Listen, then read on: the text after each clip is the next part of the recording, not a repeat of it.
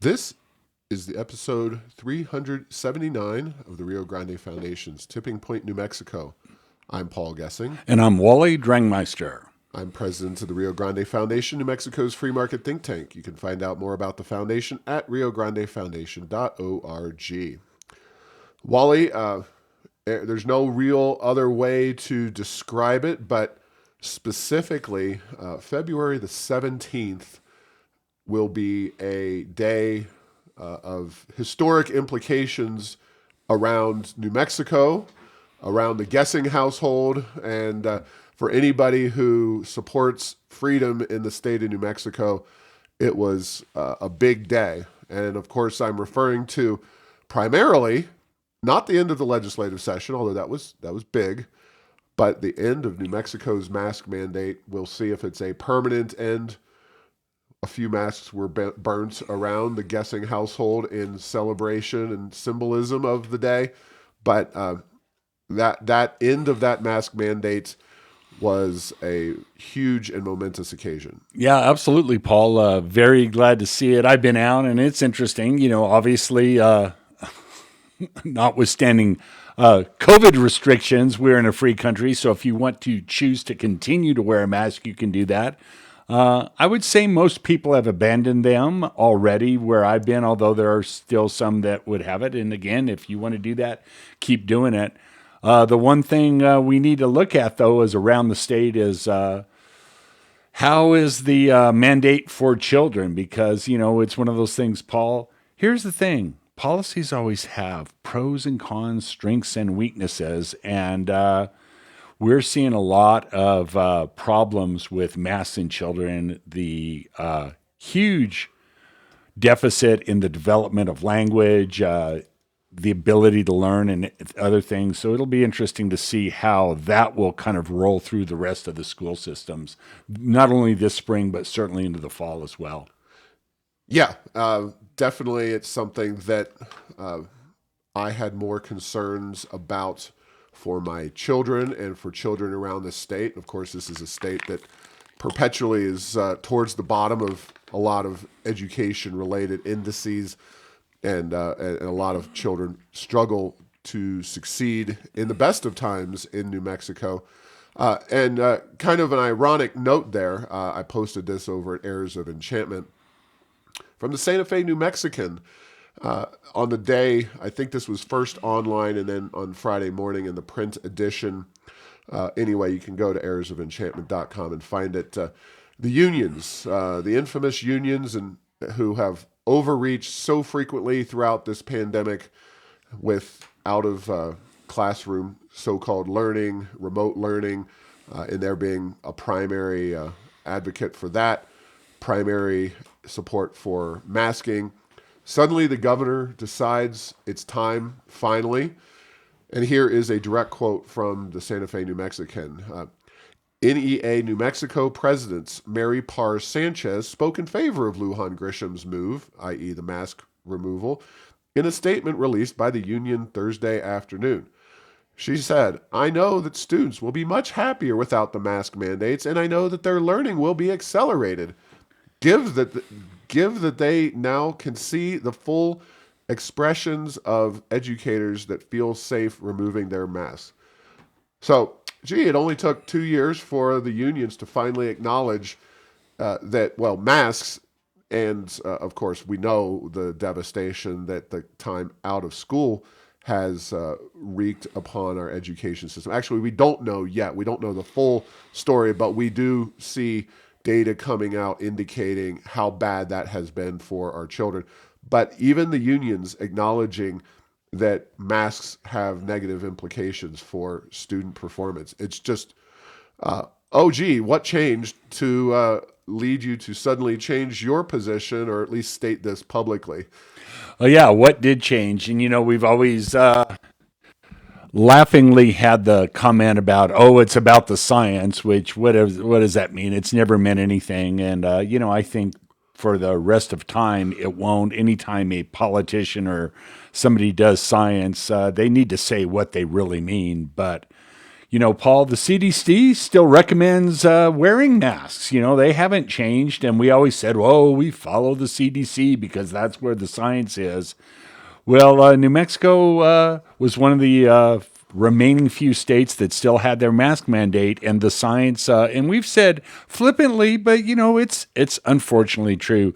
Political science is a form of science too, and the fact that New Mexico was going to be seen as the cheese that stood alone with this very questionable policy and increasingly unpopular policy. When it's an election year, things happen that maybe could have happened, should have happened sooner, but now they finally did. Yeah, and the battle is not over, however.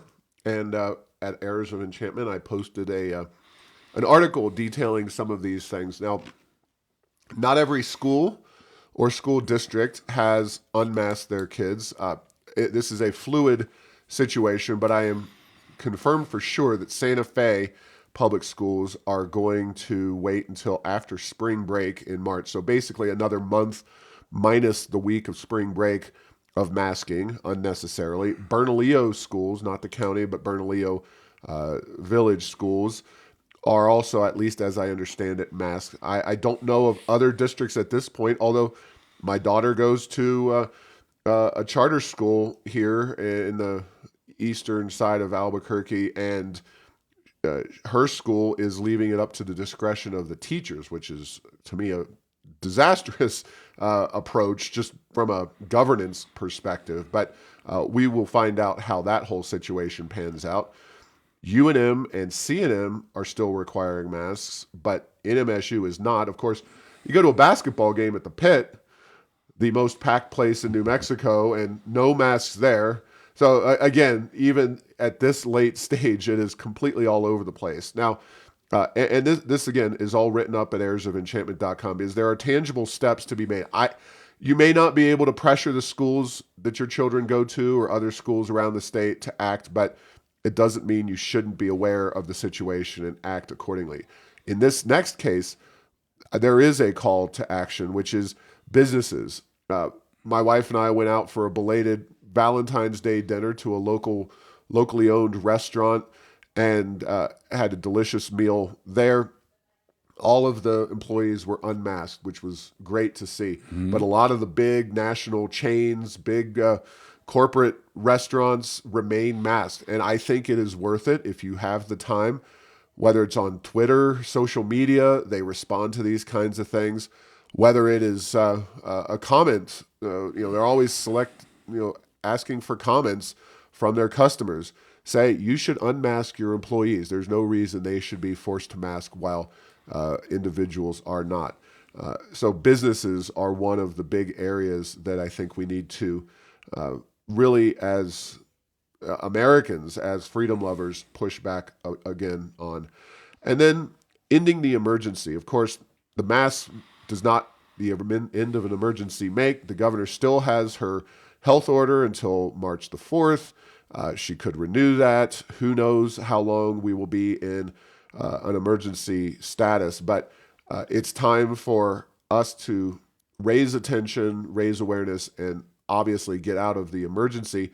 And then eventually work to elect politicians who will get us out of an emergency and one-person rule, get the legislature a seat at the table in these emergencies in the future. So those are three things that I think tangible action is required on. Yeah, and then Paul, the mask thing, it's fascinating. Having gone out this past week to restaurants and stores where there aren't masks, you realize, I mean, I knew it at some level, but just what a huge social barrier that was. Because let's face it, our mindset, people who wore masks typically were doing one of two things, either skiing in 0-degree weather or getting ready to rob you or do something illegal.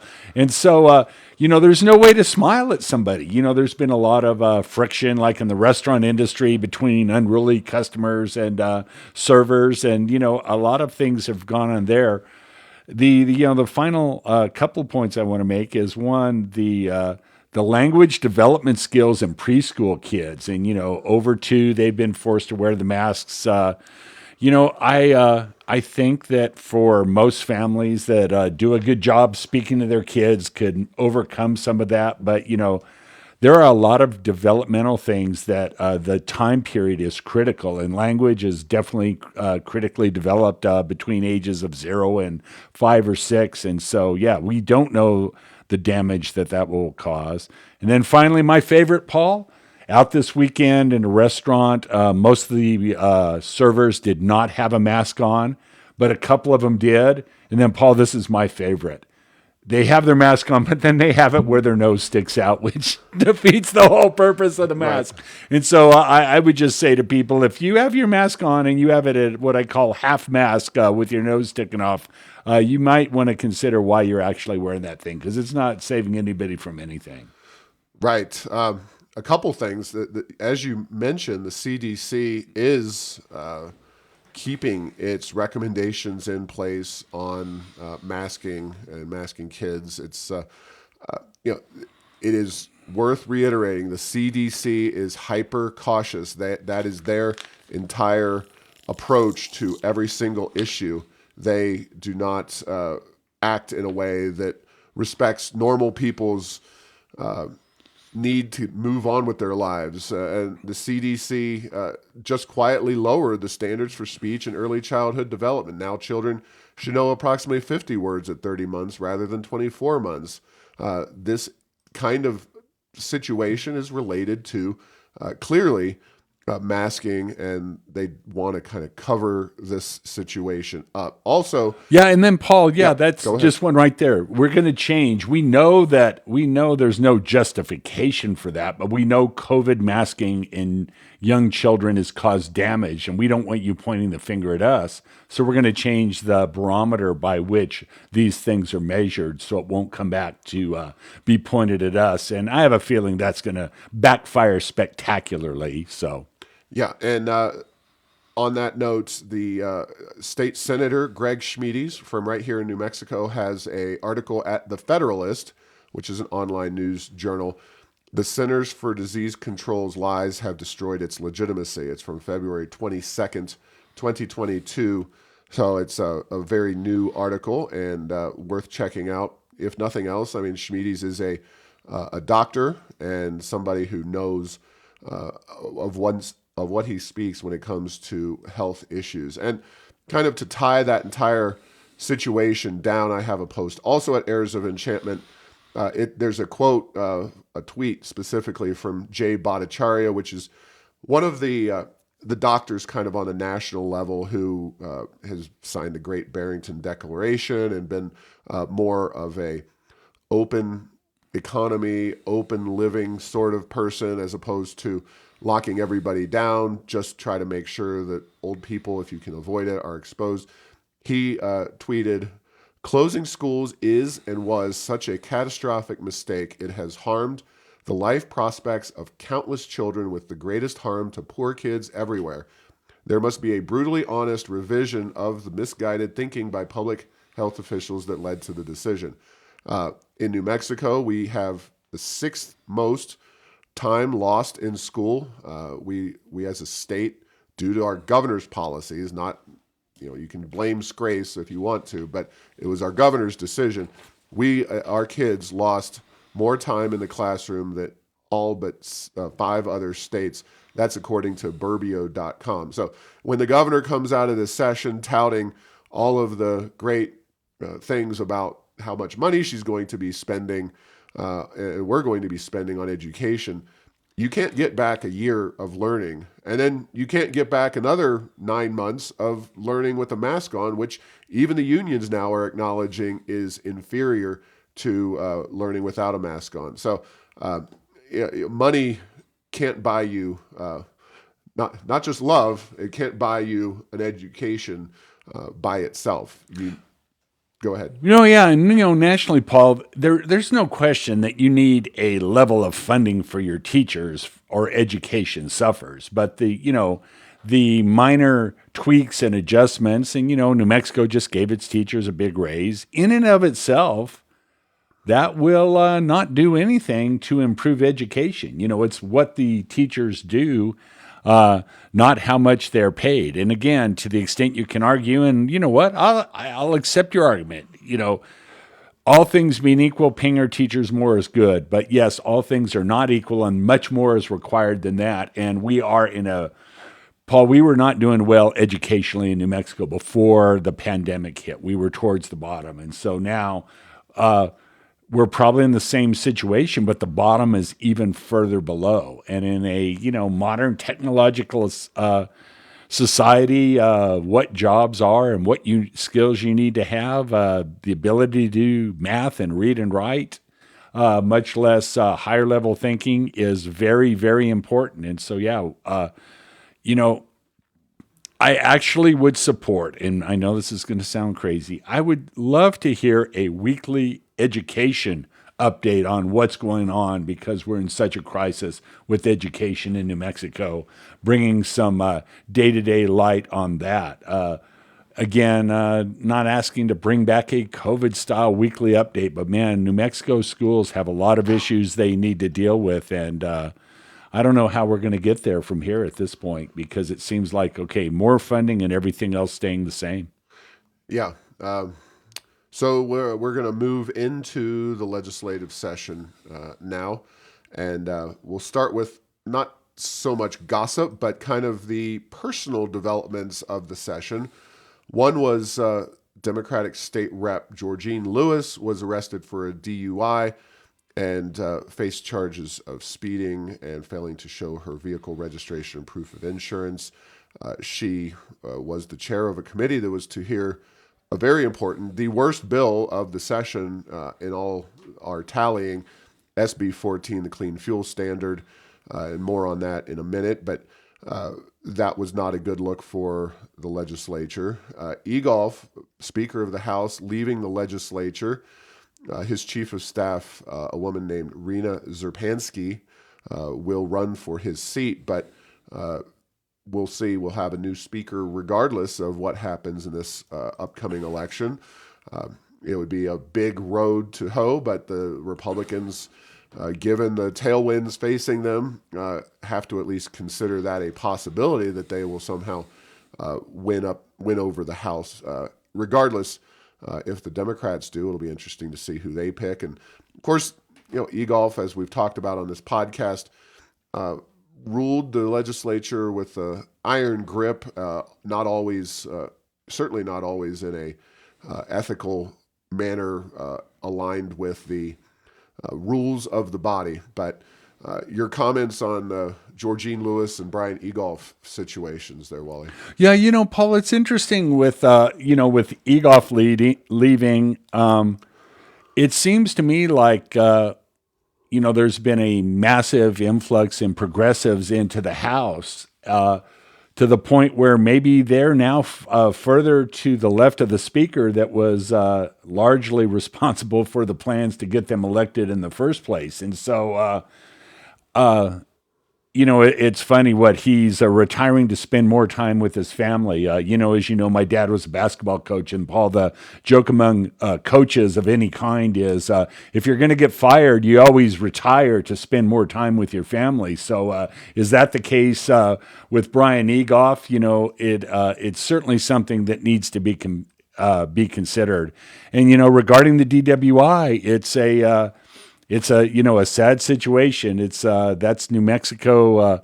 That's the probably number one political sin that you can commit as a citizen and as a legislator, because we've had such a huge problem with it. And then the other thing is that with lapel cameras being the norm now, you get to watch these DWI arrests in living color, and publicly. So it's pretty hard to back away from those. So we'll see what happens with that. But, in the case of the other recent elected officials that have had DWI, one a Republican and one a Democrat, they did not survive that. And so that's, you'd have to say that's pretty likely, or if not, there's certainly going to have to be a great deal of explaining and a mea culpa with regard to what happened. But when you're your 0.17, that's not a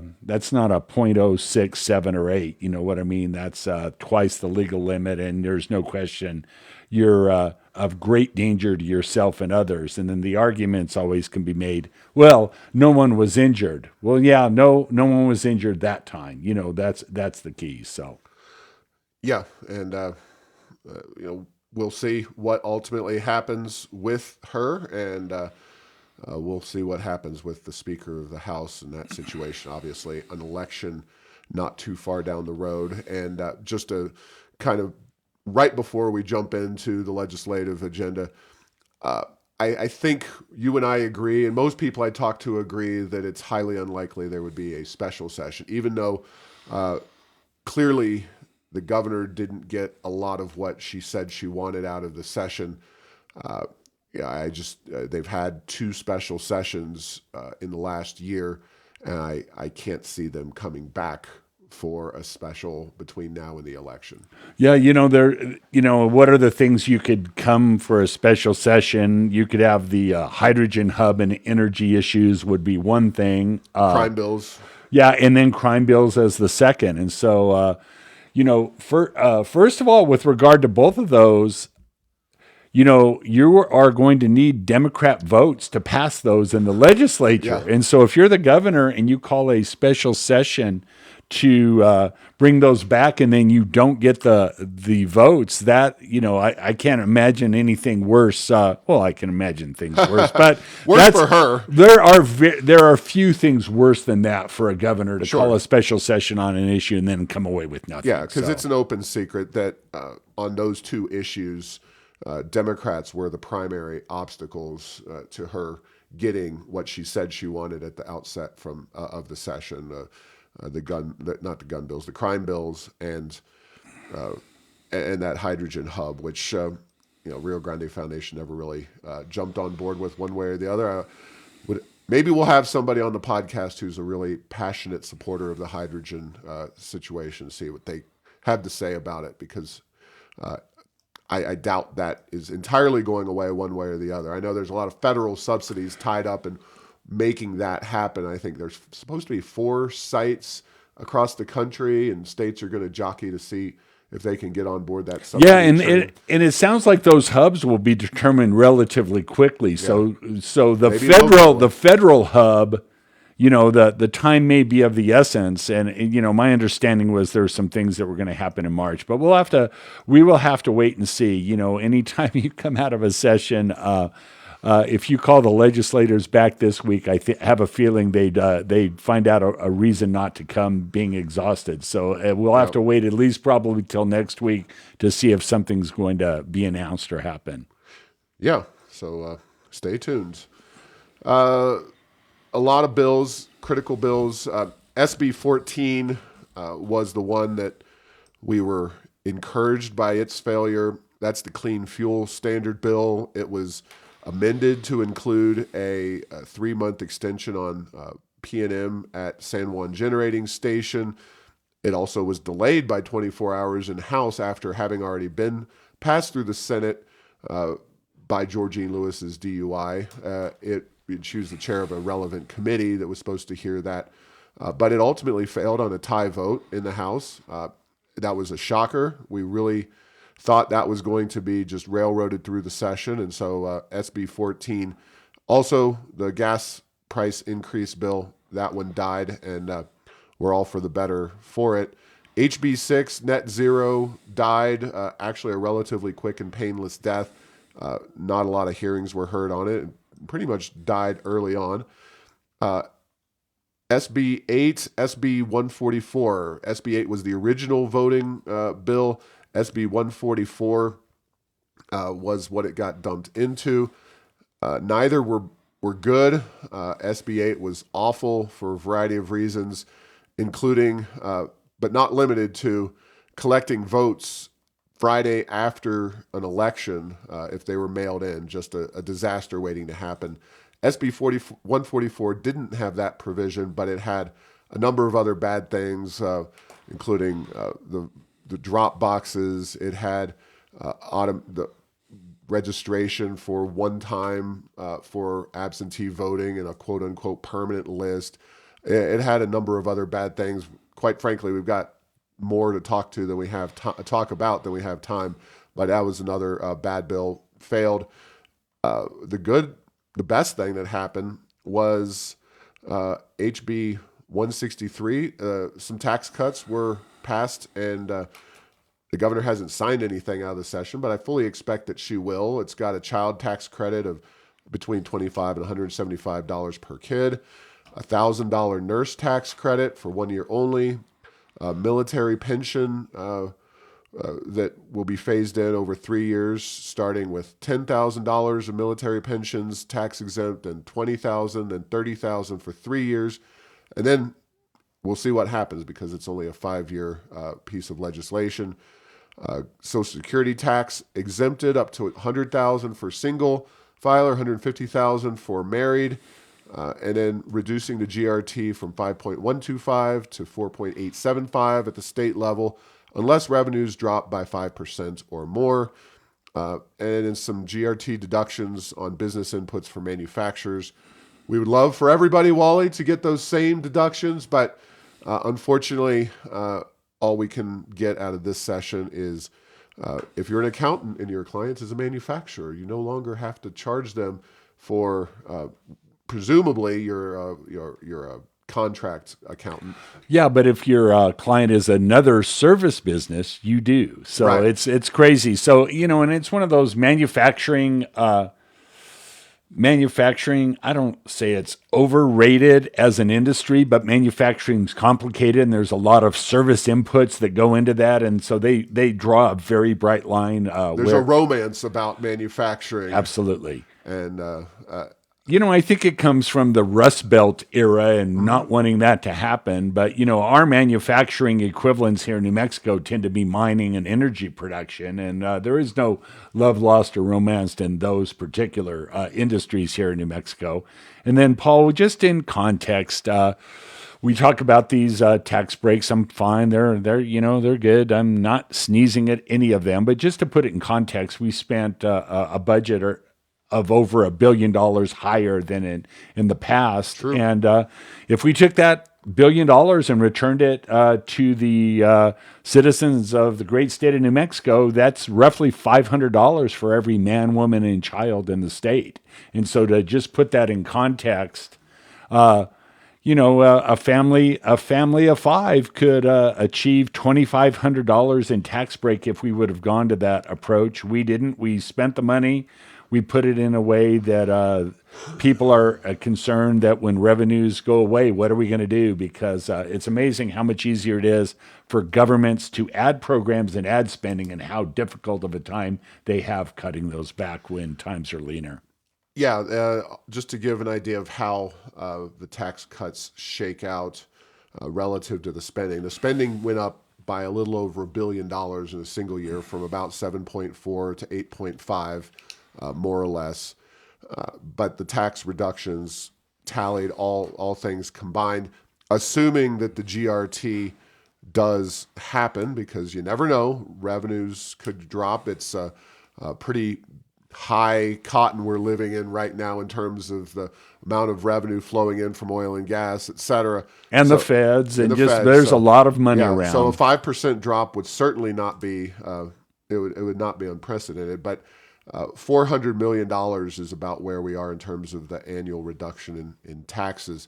So you're talking, less than half of the surplus spending / tax reduction going into tax reduction. Of course, we know that tax reduction does get pumped back in. I'm not a believer that you get a one-for-one dollar feedback, but some of these tax reductions will result in more spending, more people coming to New Mexico, more business activity happening. Therefore, you will see money continuing to flow into New Mexico, and it will be good for the overall economy. Again, assuming that all of this happens. So, and could I do just an early commercial for tax policy? Okay, we're cutting taxes, but if revenues are down, we need to, we're going to raise them back up. Well, how about any future tax increase, God forbid, has a similar provision? We might need to raise them, but let's make that an emergency. Let's make those things phase out after 3 or 5 years. Right. Or if revenues go up and the economy recovers, we cut those away. So these are interesting concepts, and it seems like a lot of them just blow one way here in New Mexico, at least to this point in our history. Yeah, free college is one example. Certainly there's plenty of others, but the idea of free college is something that our governor has fixated on. Of course, we've had a so-called free college program in place. Then the college administrators realized that they could spend unlimited amounts of money and grow their fiefdoms. I'm referring, of course, to the lottery scholarship program that then had to be topped off and supplemented by general fund revenues. And now we've just kind of made that a policy thanks to Lujan Grisham and this administration. Really, when all is said and done, there are no limits. Economics is about the management of limited resources. Yeah, allocation of scarce resources with alternative means. Yeah. Thank you, New Mexico State Economics Department, 1980. Yeah, but in higher ed, in a sense, they are abandoning any limitations. Obviously, there are still limitations, both the budget as well as political. Right. But in a sense, free college gives the administrators at UNM, NMSU, and others kind of a free rein to grow by as much as they would like. Yeah, Paul, in our personal lives and certainly in bureaucracies, it's never that hard to spend more money if you have more money. It's to operate efficiently and meet your mission with the resources you have. It's a whole lot harder to do. And the other thing is pre-COVID, Paul, universities, the value of university educations relative to the cost, nationwide was starting to be suspect. And so colleges were begrudgingly forced to look at the value of the service they provided for the cost. But, in a place like New Mexico, that kind of feedback loop may be, out the door. And, believe me, with no disparagement of any college administrator, I bet whatever amount of money you send them, I bet they'll be able to spend it. I can confirm that is undoubtedly correct. We'll leave off with the legislature only reminding people of the Freedom Index. Votes are very, very close at this point to being completely finalized. We always go through with a fine-tooth comb at the end and make sure that the final tallies are accurate. But the Freedom Index this year, you can see how your representatives, how your senators voted, what are the best and worst bills. I'll give you a clue. HB 163, the tax reduction bill, was the best bill. There really weren't that many other good bills introduced in this session. SB 14 was the worst bill of the session, especially when that 3-month gimmick with the San Juan generating station was added. And that's kind of so check out the Freedom Index. It's available at riograndefoundation.org. Now, I want to spend the next 5 or 8 minutes here talking about, because Wally, I know you have firsthand knowledge of the utility situation in New Mexico. We've been talking about it. Listeners to this podcast will have only had knowing smiles on their face when the front page articles in the Albuquerque Journal ran, and the articles in the media around the state. We've been talking about this for months and months and what's going on, and blaming appropriately the Energy Transition Act, which is shutting down the San Juan generating station. Now, there were SB 14, which had that amendment to keep the plant open 3 months. Doesn't do much for the future of our utility grid except for get us through this summer and get through Michelle Lujan Grisham's reelection.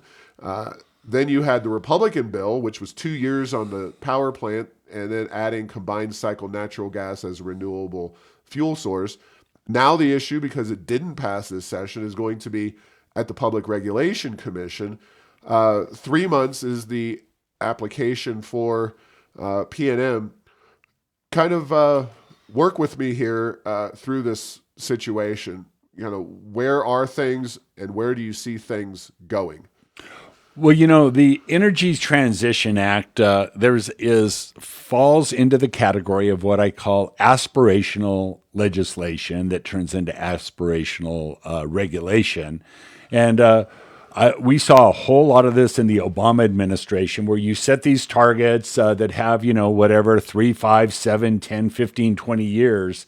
And then as you come up to it, and if things are going to blow up your economy, things are loosened, and the requirements aren't nearly as stringent, because let's face it, having the lights go off in New Mexico is not anything that's going to be particularly popular with anyone, whether you're a business person, whether you're in the healthcare field, at our homes. And so there's a lot of problems going on. So, would there have been anyway? Well, PNM had a merger application in that was rejected. They would have been part of a larger organization. Would the merger have been able to bring some power to PNM to rectify this situation? That's a question I don't know the answer to.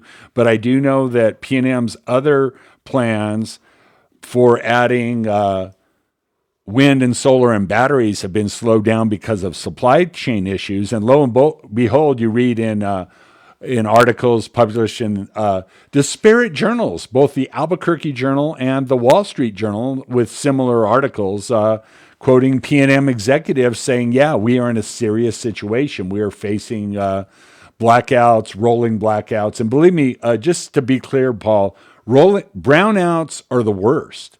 Brownouts are where you lose stability of your grid and the lights flicker and things burn out.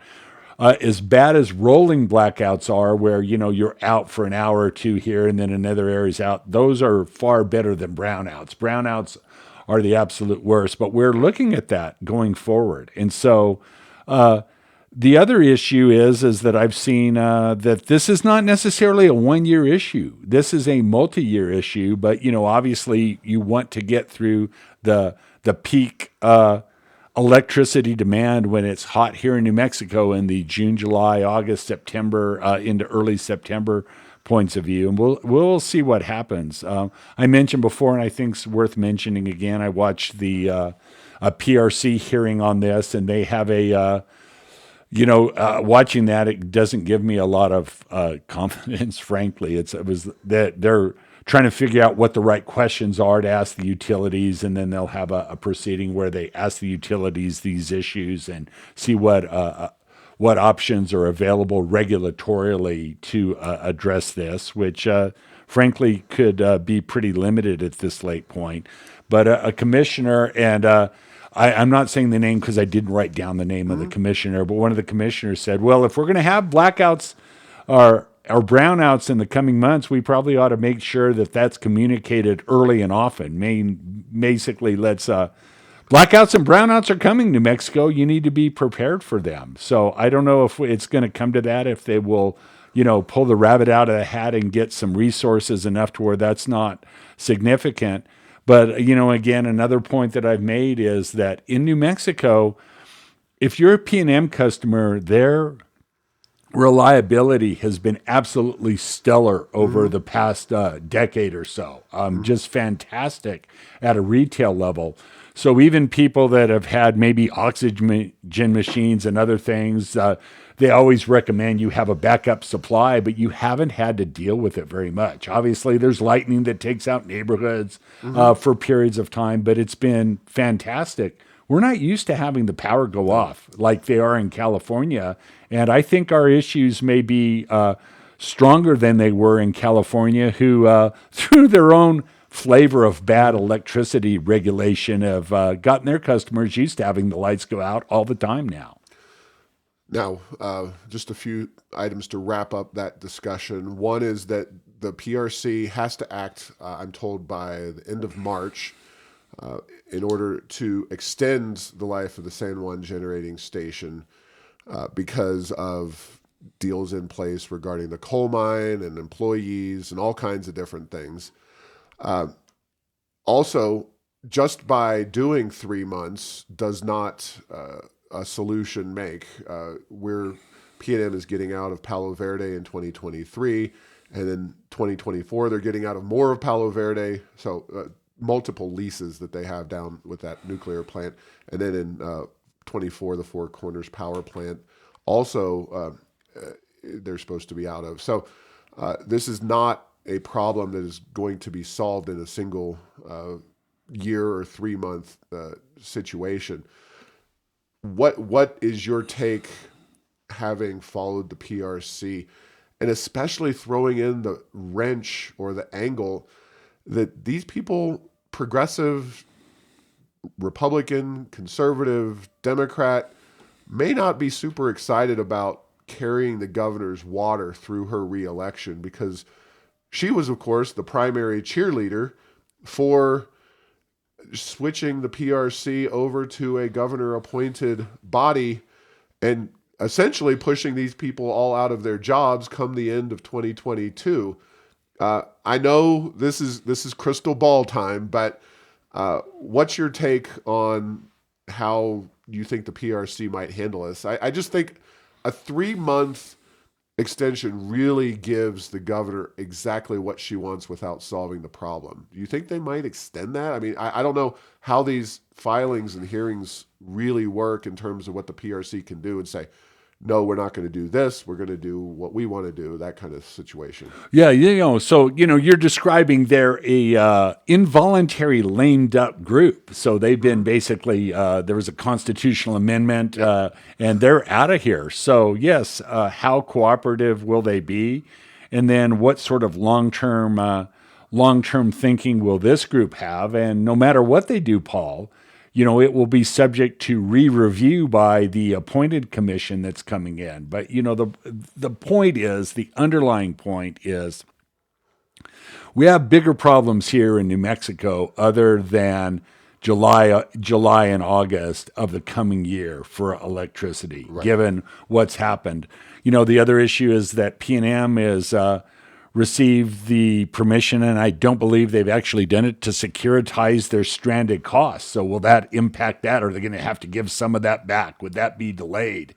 Because otherwise, it's like, hey, you get paid to shut down this plant and recover those costs from your ratepayers, but now the plant's open. So how does that all work? So there are a lot of questions. And again, that's just...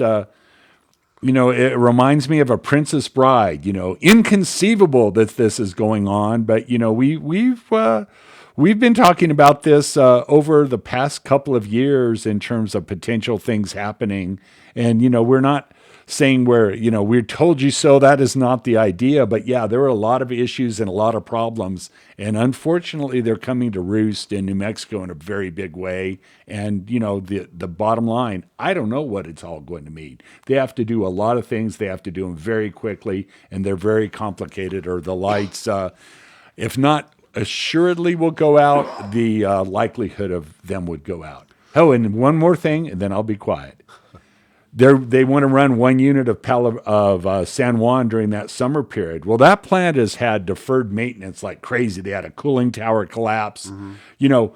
What if they go through all that trouble of doing that and then they're unable to run that plant because, it's one of those they've deferred maintenance in anticipation of shutting it down. So that's the other issue, is that will it even be effective? And, it's probabilistically it could work, but there's no guarantee that it will work. And then if that doesn't work, then where are we? So, and I'll also say that the powers that be, shall we say, are setting up the Public Regulation Commission to take the fall for any outages to the best of their ability. And by they, I mean the media don't talk about the Energy Transition Act. To their credit, the Albuquerque Journal editorial board did specifically mention that, but reporters don't cite the direct connection between this issue and the Energy Transition Act, which of course was the governor's priority.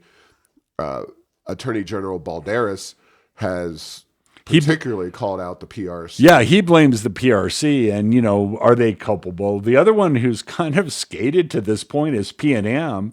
Yeah. who they said, well, we would have rather not done certain things, but they were in the midst of their merger, and they were basically they weren't going to say anything. They were just wanting to get their merger through. So. This was all predicated on them having that merger done, and then PNM saying, "All right, we're done. Good luck, Avangrid." Yeah. And so a lot of blame to go around, but if you can't start with the Energy Transition Act, you're not going to assign the blame correctly. Everything flows from that. But we will see, and who knows, maybe we'll be sitting here in July with a power outage trying to record a podcast on a generator or something. Who knows? Well, yeah, and Paul, that's a good point. So I do believe we have the ability if the internet's up, which is always questionable because there's a ability for batteries. I think we can run on batteries, at least do one episode before I have to get another laptop. It burns a little electricity from laptop running cameras and the microphones and everything. But yeah, we will do what we can. But we'll set up some exercise bikes with little generators on them, and we'll work it out that way. All right, very good. Right. Well, thanks for listening to this week's episode. Find all episodes at tippingpointnm.com or at the Rio Grande Foundation's YouTube and Rumble channels. Subscribe to this show at Apple, Stitcher, or have your Google Home play Tipping Point New Mexico.